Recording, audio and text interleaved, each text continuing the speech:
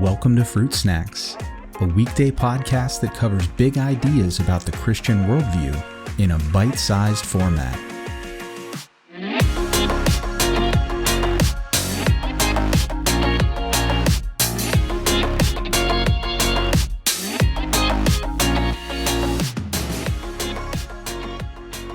Hey everyone, welcome back to another Fruit Snacks episode. Happy Friday.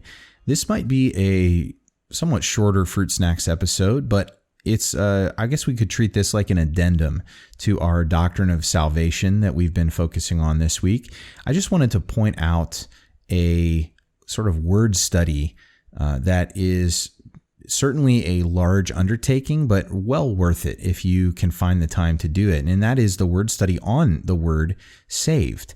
Because if you do this word study in the Bible, first of all, God bless you. Hats off to you, because it occurs so many times. You're going to have your work cut out for you.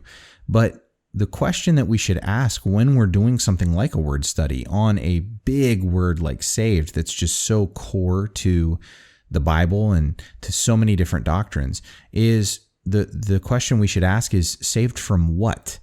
Because if you go and you look, especially in the Old Testament, but even in the New Testament as well, we've focused this week sort of as on the doctrine of salvation, really around this idea of eternal life, which is what we as Christians in the New Testament age typically think of when we think of, quote, being saved.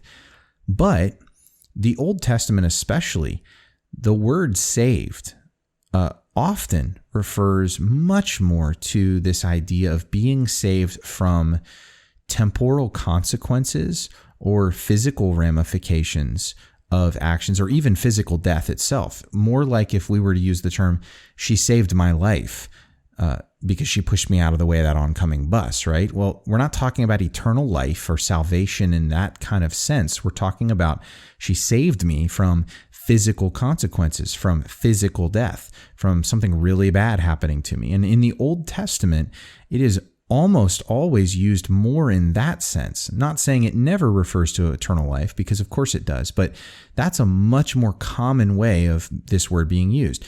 And even in the New Testament, the theology of the Bible is not just that Jesus has saved us from sin and death in the eternal punishment and hell kind of sense, although he absolutely has done that.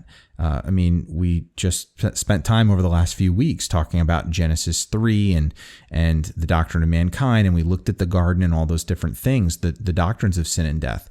But I want us to kind of put in our brains that when it comes to what we are saved from, yes, eternal life is most certainly in view in Jesus's own teaching and ministry.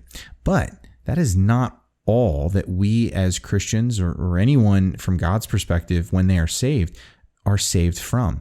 That Jesus actually came to save from more than just the second death, this eternity apart from God, and the fallout from sin and all that it brings.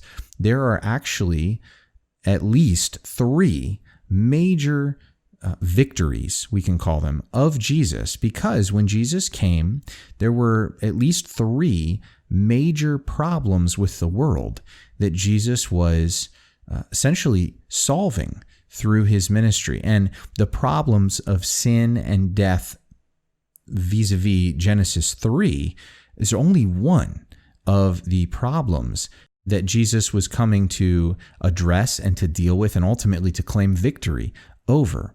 And so, as this is a little bit of a teaser, but as we go into next week's set of fruit snacks, we're going to look at the three victories of Jesus, because not only is this just such a really cool thing, I think, but it also gives us a really good overview, more of a very broad brush picture of kind of the biblical themes that range all the way from the beginning of the Bible in Genesis all the way through to the end of the Bible in Revelation. That these themes, you see them popping up again and again and again, and Jesus's ministry was the sort of fulcrum or focal point for all of these things. In the Old Testament, they're problems, they're issues, they are bad things. And in the New Testament, in Jesus' ministry, he comes and he provides the solution.